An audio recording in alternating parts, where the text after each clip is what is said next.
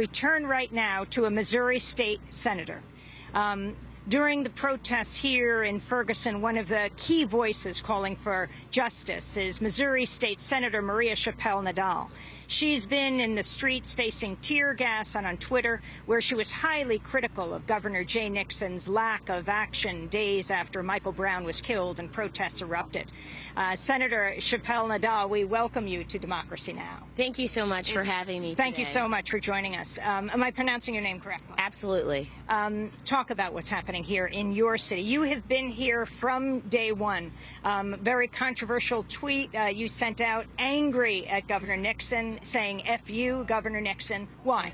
Well, let me tell you, I was here since day one. It was a Saturday late evening, and a good friend of mine, Antonio French, said, hey, listen, we got to get out here. You have to be out here. And I came up and I noticed a lot of people very angry about a young man laying dead on the ground for hours, literally for hours. And so since that point in time, I was protesting with the people. There's a lot of anger in this community.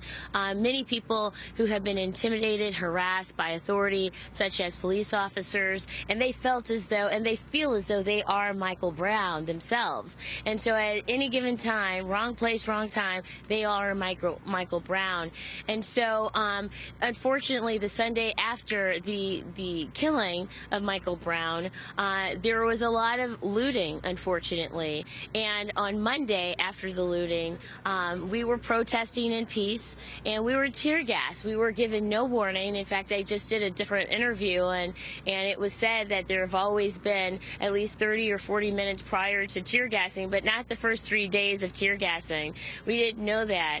And so where I was, it was a one-way street, one way in, one way out.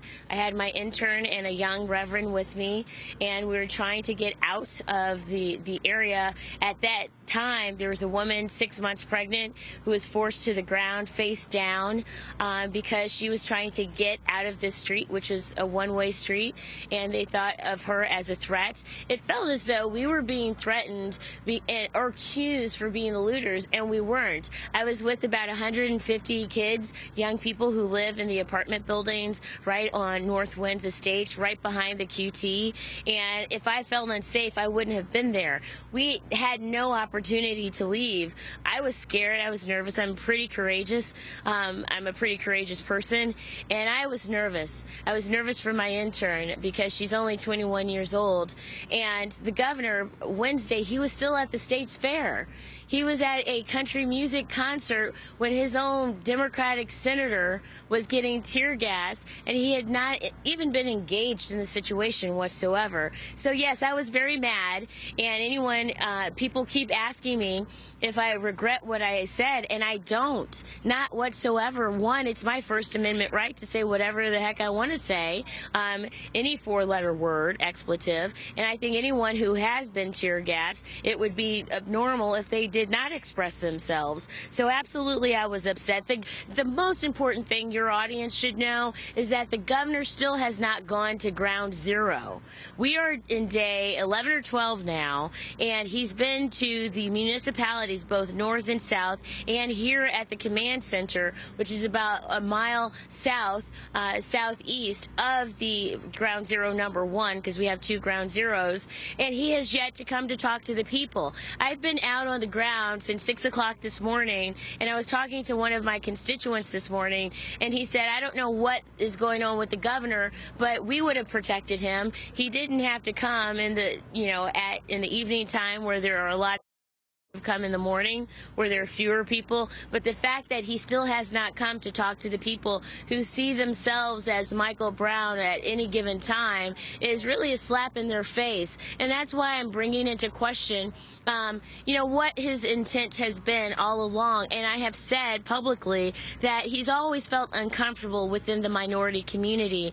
He only comes around the minority community when it's politically expedient. A great example, last year he tried to cut TANF benefits, which would disproportionately impact minority communities. He also wants to cut low-income housing tax credit benefits, which again would disproportionately impact minority communities. So this governor, for his entire career, political career, he's had a disconnect and not a true, genuine relationship with the African American community, unless it's politically expedient for the next promotion he may get. Attorney General Eric Holder is coming to town today. Have you been in communication with him? Are you going to be meeting with him today? Well, I hope to meet with him. I know that he has a really congested schedule. I have sent a letter not only to Valerie Jarrett in the White House to really make sure that the National Guard stays in place as it relates to Eric Holder. We've called the office. He's trying to make some room. If that happens, I don't know, but I really want to talk to him because unlike the governor and unlike my congressman, I have been on the ground every single day with the people of this community who are most impacted by the death of Michael Brown Jr. Your view of what exactly President Obama should be doing right now? Well, there are a lot of mixed feelings out there, and just the fact that he came home early from a vacation is really good. I think he's had a very measured approach in this. He's trying to stay as balanced as possible. I do think that Eric Holder understands that our civil rights have been violated. As protesters, we experience excessive force from the St. Louis County police officers and the Ferguson Police Department, and we were prohibited from expressing. As a senator, I was prohibited from expressing my First Amendment right along with 150 other young people, and so that right was taken away. The next thing that was, in my belief, I'm not an attorney, but I do believe that when it came to Michael Brown, no matter if he did something wrong or not, if he was accused of theft, he has due process. Right now, Darren Wilson, he gets to benefit from due process. No one appointed or elected Officer Wilson as the judge, jury, and executioner. Why hasn't the officer been indicted? We've had other people saying that the prosecutor actually does not have to impanel a grand jury. If you could talk about Bob McCullough and his role and everything that has happened. Well, I have to start out by saying that there's a great mistrust of Bob McCullough in this community. The black community, a lot of people think that he's biased because of his own personal experience with his father being killed by an African American. The number of convictions he's had, the majority of them have been African American. This is an emergency. We are in an emergency state right now, and I think taking things per usual is not due diligence whatsoever for this community. I mean, the world is looking at St. Louis right now, and he said that the grand jury meets every single week. You know, we should have received justice last week, but here's the other deal. You know, my community, the young people that I talk to, they say two things. They say, number one, if they killed someone as an African American, they would have been in jail immediately. There wouldn't be any question whatsoever. They wouldn't be sitting at home watching TV like Officer Darren Wilson is right now. Because they're African American, they feel as though there's a double standard.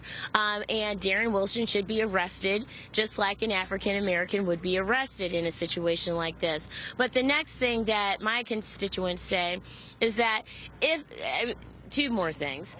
One, because there's so much anger and there's so much hate, a lot of the young men, they're willing to die for justice. And what I'm trying to do on the ground is redirect all of that anger, which is so intense, and redirect it to outcomes and action, like going to your city council meetings and knowing who your council members are, knowing the name of your mayor. I'm trying to redirect that. On Sunday, right after the killing of Michael Brown Jr., I was between police officers and people who were willing to die, and I had to hold. It's the first time I learned that a touch of a woman can really impact a very angry man. I never experienced that before, but for that Sunday afterwards, and still, 2 days ago, I had a man who has a cane who was crying.